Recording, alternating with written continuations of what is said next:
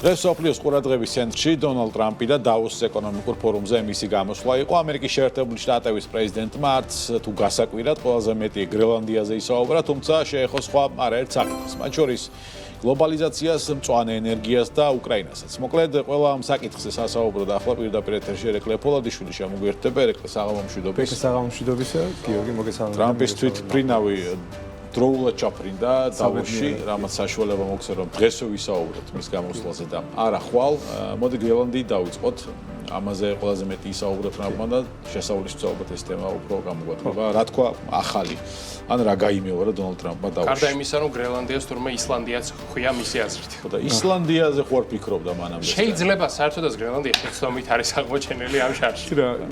არ ვიცი, საიდანაც დავიწყოთ, იმიტომ რომ 1 საათი და 20 წუთი ისაუბრა ადამიანმა და აქედან ალბათ მინიმუმ 40 წუთი, ანუ ის დრო რეალურად რაც უნდა მთლიანად გამოეყენებინა დაუთმო გრენლანდიას.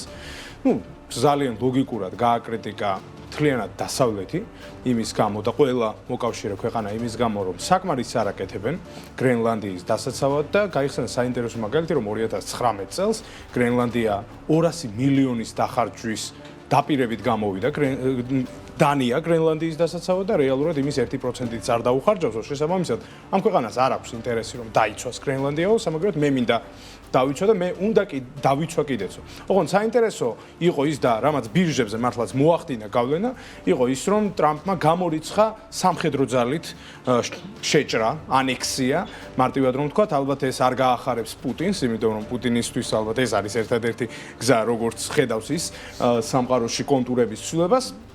თუმცა ძალიან უცნაური, ალბათ საერთაშორისო პოლიტიკისთვის გაურკვეველი მაგალითი მოიყვანა ტრამპმა, როცა თქვა, რომ იმიტომ ეკუთვნის ამერიკის შეერთებულ შტატებს გრენლანდია, რომ დანიამ, როცა მეორე მსოფლიო ომის პერიოდში 6 საათზე მეტხანს ვერ მოახერხა დაეცვა გრენლანდია, თვითონ ამერიკა აღმოჩნდა ისეთ ვითარებაში, როცა შეიძლებოდა ნაცისტური გერმანია პირდაპირ მის გარკვეულწილად საზღვრებთან და მის სიახლოვეს აღმოჩენილი იყო და აი იმის გამო რომ მაშინ ჩვენ დავიცავით გრენლანდია, ახლა იმის გათვალისწინებით რომ ევროპა არც ახლა არის ისე მყარად რომ ნაციზმს ან მის მსგავს გაგრძელებას შეეწინააღმდეგოს, ჩვენ ვთვლით რომ შეიძლება ისტორია ისევაც განმეორდეს და თუ პირობითად დანიას ვინმე აიღებს, ჩვენ უნდა შეგვეძლოს დაცვა ჩვენი თავის და შესაბამისად გრენლანდიისაც და ერთი რამ დაავიწყდა აღნიშნა ჩინეთი ან რუსეთი თუ ხო და საქმე ესაა რომ ჩინეთზე და რუსეთზე თითქმის არაფერი არ ვთქვამს, ანუ მთლიანად ისტორიის გაკვეთილი ჩაუტარა, ოღონდ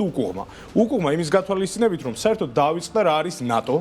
დაავიწყდა ის რომ დღეს განსხვავებით 1951 წლისაგან და იმ დროინდელი დანია ამერიკის შეერთებული შტატების ურთიერთობისაგან დღეს გრენლანდიას და ეს მაყურებელმაც კარგად უნდა იცოდეს ისევე იცავს ნატო როგორც იცავს ამერიკის შეერთებული შტატების ნებისმიერ კუნძულს, შესაბამისად ისევე აქვს ნატოზე ვალდებულება და ნატოს ნებისმიერ კუნძულზე ვალდებულება ამერიკას რომ დაიცვას იმ პრინციპით, რასაც მეხუთე მუხლი ჰქვია, როგორც აქვს საკუთარ ტერიტორიაზე. ამიტომ აი ეს არგუმენტი რომ იმიტომ გვეკუთვნის ჩვენ გრენლანდია ახლა რომ არ გვჯერა რომ დანია დაიცავს მას, არ უნდა დავიწყდეს რომ თუ დანიას დაესხმება რომელიმე ქვეყანა, მასაც მოუწევს დანიის დასაცავად პროცესში ჩართვა და გრენლანდიას უცებ ვერავინ ვერ აიღებს.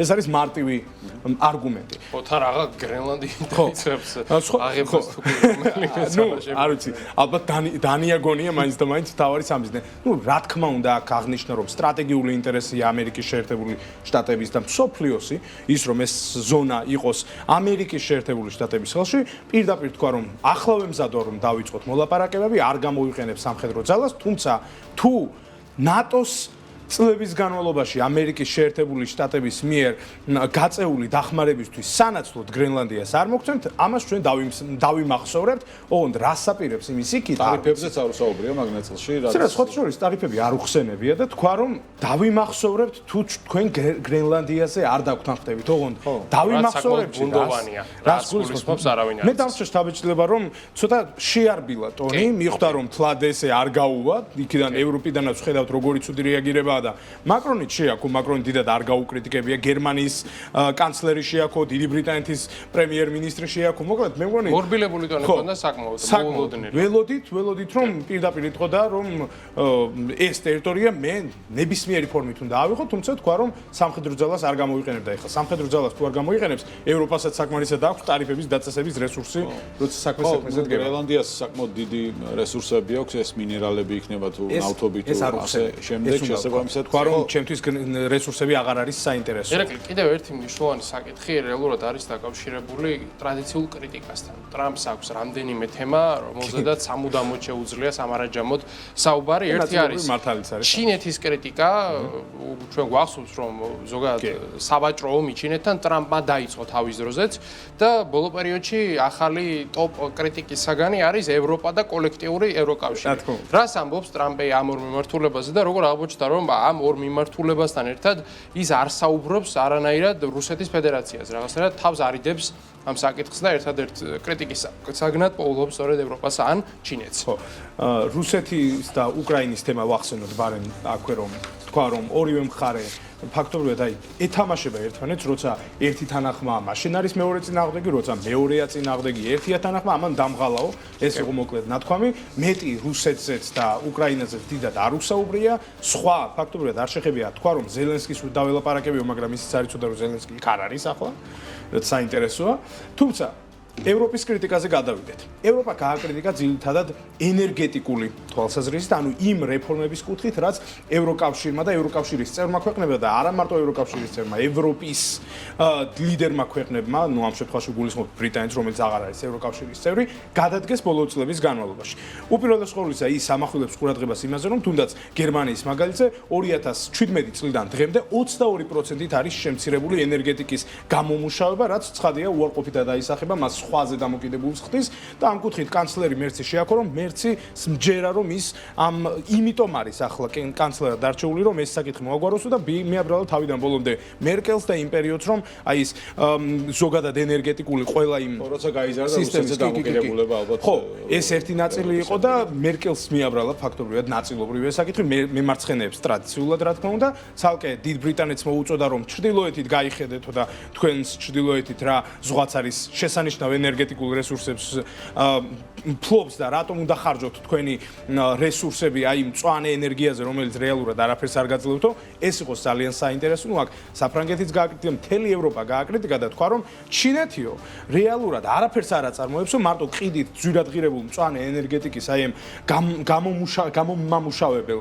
დანადგარებს და თვითონ არაფერს არ ამუშავებსო არა და სინამდვილეში ორჯერ მეტ მწვანე ენერგეტიკით ორჯერ მეტ ენერგიას გამოიმუშავებს ჩინეთი დღემდე ვიდრე ამერიკის შეერთებული შტატები, რაც ნუ ფაქტები რომ გადაამოწოს ხოლმე ამერიკის პრეზიდენტის ადმინისტრაციამ არ იქნება ცუდი რომ სწორად მიაწოდონ ინფორმაცია. საინტერესო ინფორმაცია, რომელიც ენერგეტიკული კუთხით უნდა ვთქვათ, არის ის, რომ დონალდ ტრამპმა თქვა, რომ მე გადავხედე ჩემ პოლიტიკას ბირთვულ ენერგიასთან დაკავშირებით, თუ წინა საპრეზიდენტო ვადის განმავლობაში ვშიშობდი და არ უჭერდი ამას მხარს, ახლა ვთვლი რომ ტექნოლოგია ისე არის განვითარებული, რომ საფრთხეები არ არსებობს და თუ საფრთხეები არ არსებობს ბირთვული ენერგია უნდა გახდეს ამერიკის წამყვანი ძრავი ენერგეტიკულ სექტორში. ამასობაში ამერიკის ადმინისტრაცია რო გააკრიტიკა პრეზიდენტის შესაძლებლად მიაწოდონ ინფორმაციო. ფაქტია რომ მიაწოდეს, მაგრამ დონალდ ტრამპმა რა თქვა, ისინი ვერ აკონტროლებენ. ეკონომიკურ ფორუმს ესწრებოდა, ყველა ცოტა ეკონომიკაზე ისაუბრა ტრამპმა და აი ძალიან მოკლედ რომ შევაჯამოთ, რა თქვა, ესეთი ეკონომიკური აქცენტები რა დასვა. ძალიან ცოტა ისაუბრა და ძალიან ცოტა შეგვიძლია ვთქვა ამ კუთხით. თქვა რომ მომავალ წელს და ძალიან კარგია რომ ეს შენახზე რომ მომავალ წელს საფონდო ბირჟაზე წარმოდგენილი კომპანიების შეფასებები გაორმაგდება, ამერიკის ეკონომიკა გაცილებით გაიზრდება. საინტერესო დეტალი თქვა ის რომ იმ კომპანიებს რომლებიც ასე რომ თქვა თავისი აქტივების გამოსყიდვით ცდილობენ რომ თავად მიიღონ მოგება განსაკუთრებით ენერგეტიკულ ბაზარზე წარმოდგენილებზე და ასევე ტექნოლოგიურებზე თქვა რომ მათ მოუწევთ უფრო მეტი რესურსი ჩადონ ენერგეტიკის განვითარებაზე რადგან მომავალ წელს ამერიკის შეერთებულმა შტატებმა უნდა გააორმაგოს ენერგეტიკის წარმოებაც სხვა მხრივ გააკრიტიკა დონალდ ტრამპი და მისი რეფორმები და თქვა რომ ყოველ 120 რეფორმაზე რომელსაც ჩვენ ვატარებთ მხოლოდ ერთ რეგულაციას ყოველ 120 ბაიდენის მიერ შემოღებული რეგულაციის გაუქმებისას მხოლოდ ერთი შემოგვაქვს ამიტომ გვაპატიეთ ცოტა რეგულაციებს თუ შემოვიხებთ. ეს იყო და ეს ძირითადად მეტი არაფერი ვთქვათ. მადლობა ერეკლე შეჯამებისთვის დონალდ ტრამპის გამოსვლისა დავოსის ეკონომიკურ ფორუმზე.